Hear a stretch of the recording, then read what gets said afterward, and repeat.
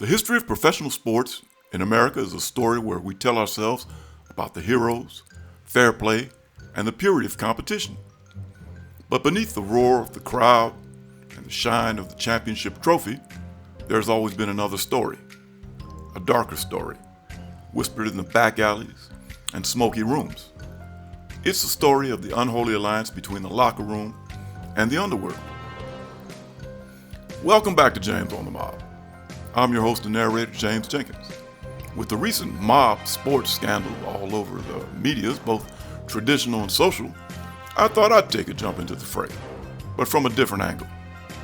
For over a century, organized crime has viewed the athletic contest not as a test of skill, but as a market to be manipulated for illicit profit. From the national pastime's original sin to the systemic corruption of boxing, from the shattered dreams of college kids to the betrayal of the very officials sworn to protect the game, the mob has always been there, looking for an edge, a weak link, or a crooked line. Our story begins in 1919. The Great War is over, and America's ready to fall in love with baseball again. The Chicago White Sox are, by all accounts, the greatest team in the game. But inside their clubhouse, a toxic resentment is brewing. Their owner, Charles Comiskey, is a notorious penny pincher. Despite having the highest attendance in baseball, he pays his star players some of the lowest salaries in the league. This greed created an opening. For a group of disgruntled players, the honor of the game was becoming less important than getting what they felt they were owed. The conspiracy began not in a shadowy back room, but in a hotel. On September 18, 1919, at the Hotel Buckminster near Boston's Fenway Park, the team's first baseman, Arnold "Chick" Gandil, met with a well-known bookmaker named Joseph Sports Sullivan. The deal they struck was audacious. For a payment of $80,000, Gandil and a group of his teammates would intentionally lose the World Series to the underdog Cincinnati Reds. Gandil became the ringleader, recruiting his co-conspirator, pitcher Eddie Chicote. Angry over a denied bonus, was the first to join. He was followed by pitcher Lefty Williams, shortstop Swede Risberg, and outfielder Happy Felch. Utility infielder Fred McMullen overheard the plot and demanded in. The most tragic figure was the team's superstar outfielder, Shoeless Joe Jackson. Jackson later confessed to accepting $5,000, but his on-field performance, a series-high 12 hits, suggests he played to win. But in the eyes of history, taking the money was enough. But a fix of this magnitude needed serious money, and in 1919, all the serious money in the New York underworld led to one man, Arnold the Brain Rothstein. Rothstein was a New York criminal visionary who transformed the mob from street thuggery into a corporate enterprise. He was the financial backer, the man who, according to his associate, Nat Evans, provided $40,000 to get the fix started. $10,000 for the players, and the rest to be bet on the Reds. Rothstein would always deny masterminding the plot and was never charged with any wrongdoing, but his name gave the scheme the credibility it needed to move betting markets across the country. The fix began on October 1st, 1919 at Redland Field in Cincinnati.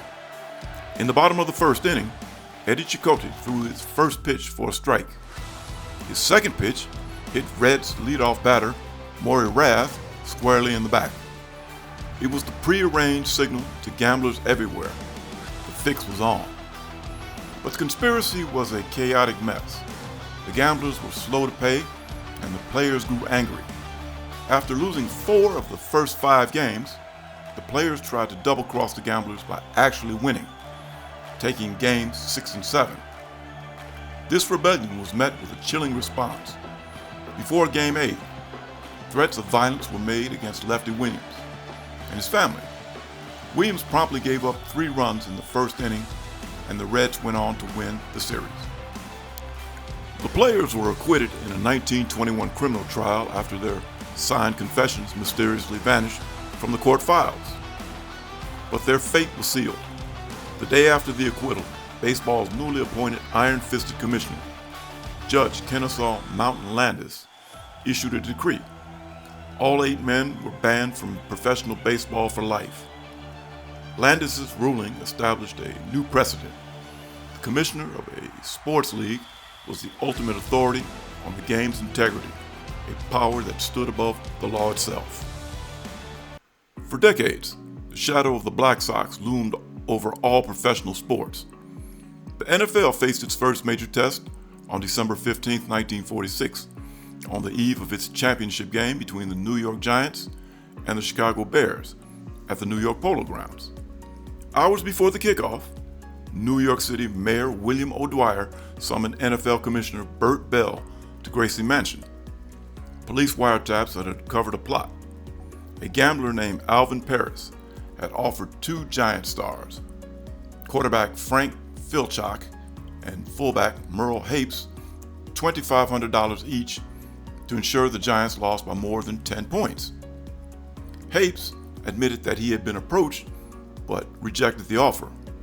Filchak denied everything. Commissioner Bell's response was swift and surgical. He suspended Hapes from the championship game. The reason was revolutionary, not for taking a bribe, but for violating a league rule by failing to report the bribery attempt. Filchak was allowed to play, but after later admitting under oath that he had been offered the bribe, Bell suspended both players indefinitely. The message was clear. In the NFL, silence is complicity. This principle was taken even further in 1963 by Commissioner Pete Rozelle. On April 17th, he suspended 2 of the league's biggest superstars for an entire season: Green Bay Packers Golden Boy Paul Hornung and Detroit Lions dominant defensive tackle Alex Karras. Their crime? Betting on NFL games. Hornung had placed bets up to $500, while Karras had made several smaller wagers. In his landmark ruling, Rozelle made a crucial distinction. A league investigation, he said, found absolutely no evidence of any criminality, no bribes, no game fixing, or point shaving. They were suspended simply for the act of betting itself. Rozelle argued that the public's trust was the league's most valuable asset, and any association with gambling, however minor, was an existential threat. He was establishing the league's authority to police its own integrity, creating a standard of conduct far stricter than the law. While other sports dealt with isolated scandals, professional boxing in the mid-20th century was a different beast entirely. It wasn't just corrupted by the mob. For 2 decades, it was run by the mob. The sport was under the de facto control of a criminal syndicate led by 2 men: John Frankie Carbo, a soldier in the New York Lucchese crime family, known as the Czar of Boxing, and his chief lieutenant, Philadelphia promoter Frank Blinky Palmero. Their goal wasn't just to fix a few fights, it was to control the entire industry as a private division of their criminal empire. They owned fighters' contracts, manipulated matchmaking to build up their own stable of boxers, and dictated who got a shot at a championship title, often demanding a hidden stake in a challenger's contract in return. Lightweight champion Ike Williams later testified before a congressional committee on antitrust in boxing in 1961 that despite earning over $1 million, he was left broke because Palmero simply refused to pay him his share. One of the most infamous examples of their power was the November 14, 1947 fight between Jake LaMotta and Billy Fox at Madison Square Garden. LaMotta, the Raging Bull, was a top contender, but the mob blocked his path to a title shot. Desperate, he made a deal. He later testified that he agreed to take a dive against Fox, a fighter secretly owned by Blinky Palmero. The fix was so obvious that bookies stopped taking bets hours before the fight. LaMotta offered little resistance and was stopped in the 4th round. In exchange for throwing the fight, LaMotta was guaranteed the title shot he craved and an opportunity for which he claimed he had to pay the mob $20,000. No fighter's career was more tragically intertwined with the mob than heavyweight champion Sonny Liston. From the start of his career, Liston was owned by mobsters, including Carbo and Palermo. He was not just their fighter, he was their enforcer. His two fights against the young Cassius Clay, later Muhammad Ali, are shrouded in controversy. The rematch on May 25, 1965, in Lewiston, Maine, ended in the first round with the infamous Phantom Punch, a seemingly light blow that sent the fearsome Liston to the canvas. To this day, many believe Liston took a dive under pressure from his mob handlers. His life ended in 1971 in a mystery. His death, officially ruled a drug overdose, though many of his friends insisted he had a pathological fear of needles, fueling theories that he was murdered by the mob. The mob's reign over boxing finally crumbled under federal pressure. Congressional hearings in the 1950s and early 1960s exposed the depth of the corruption. The final blow came in 1961, when then Attorney General Robert F. Kennedy personally prosecuted a case against Carbo and Palermo for conspiracy and extortion against welterweight champion Don Jordan. Both were convicted. Carbo was sentenced to 25 years in prison, Palermo to 15. The conviction shattered their stranglehold on the sport and marked the end of an era of overt, systemic mob control over boxing. In 1951, the scandal machine turned to the seemingly pure world of college basketball. A massive point-shaving conspiracy was uncovered. Centered on New York's Madison Square Garden, the mecca of the college game, the scandal was national in scope, implicating 35 players from 7 universities, including NYU, Long Island University, and even the powerhouse, University of Kentucky. The most tragic story was that of the City College of New York. Just 1 year earlier, the 1950 CCNY Beavers had achieved a historic Grand Slam, winning both the NCAA and NIT tournaments, becoming heroes of the city. But the players were being paid by gamblers to shave points. That is, to win by less than the betting spread, ensuring the gamblers cleaned up. The scheme unraveled when a Manhattan College player, Junius Kellogg, reported a bribe attempt. The investigation culminated on February 18, 1951, when 3 of CCNY's stars, Ed Warner, Ed Roman, and Al Roth, were arrested on the platform of Pennsylvania Station as they returned from a game in Philadelphia. They all confessed, and the city's heroes became symbols of a national betrayal. Nearly 3 decades later, the connection between college hoops and the mob would become even more explicit. The 1978-79 Boston College point-shaving scandal was orchestrated by a name straight out of a gangster movie. Henry Hill and James "Jimmy the Gent" Burke, key associates of New York's Lucchese crime family, later immortalized in the film Goodfellas.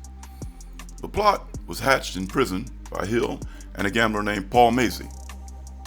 After the release in 1978, they connected with the Perla brothers, small-time Pittsburgh gamblers who had an inside man on the Boston College team.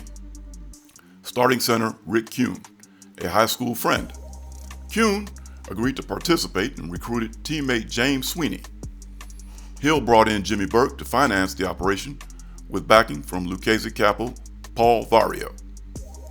The scheme was chaotic. The first attempt on December 6, 1978, against Providence College failed spectacularly when Boston College won by 19 points, blowing past the spread. An enraged Jimmy Burke reportedly put his foot through his television set in his Queens home. But they refined their methods and over the course of the season successfully fixed 9 games, with the gamblers profiting from 6 of them. The players received between $500 and $1,000 per game. The conspiracy only came to light in 1980 after Henry Hill was arrested on drug charges. Fearing that Burke would have him killed in connection with the infamous Lufthansa heist, which happened during the point-shaving scheme, Hill became a federal informant and spilled everything. His testimony led to the convictions of Burke, Kuhn, and other conspirators, proving that, for the mob, fixing games was just another Tuesday. By the 21st century, sports leagues had fortified themselves against outside corruption. But in 2007, the NBA was rocked by a scandal that came from the inside. The source wasn't a player or a gambler, but one of the very men paid to ensure fair play, referee Tim Donaghy. In July 2007, the FBI confirmed it was investigating Donaghy, a 13-year veteran official, for betting on games he himself officiated during the 2005 and 6 and 2006 and 7 seasons. The news was a bombshell. Donaghy pleaded guilty on August 15, 2007 to federal conspiracy charges. Donaghy's scheme was run with two high school acquaintances from suburban Philadelphia, a professional gambler named James Batista and a middleman, Thomas Martino. The operation wasn't just about making bad calls, it was about the weaponization of information. Donaghy used coded language over the phone to pass along non-public insider knowledge, confidential details about players' injury, the secret animosity between certain referees and coaches, and the officiating crew assignments for upcoming games. His picks were so accurate that his payment from gamblers jumped from $2,000 to $5,000 for each correct prediction. While Donaghy claimed he only made $30,000, his co-conspirators told the FBI the figure was well over $200,000. Donaghy was sentenced to 15 months in federal prison. The scandal was a wake-up call. NBA Commissioner David Stern implemented sweeping reforms, more thorough background checks on officials, increased training on the dangers of gambling, and the use of advanced statistical analysis to monitor for betting anomalies. The Donaghy affair proved that the modern threat wasn't just about fixing a game, but about controlling the flow of information that fuels the global sports betting market. In 2018, the U.S. Supreme Court struck down the federal ban on sports wagering, ushering in an unprecedented era of legalized betting. The line between the game and the gamble has never been blurrier. But the ghosts of the past remain. In April 2024, the NBA banned Toronto Raptors player Jontay Porter for life. Porter was finding it difficult to service significant gambling debts. His right knee had never fully recovered from a severe injury he suffered at Missouri, making it harder for him to catch on in the NBA. Soon after arriving in Toronto, he used a friend's phone to secretly bet on NBA games. While he netted modest profits, they were still not enough to pay off his earlier debts.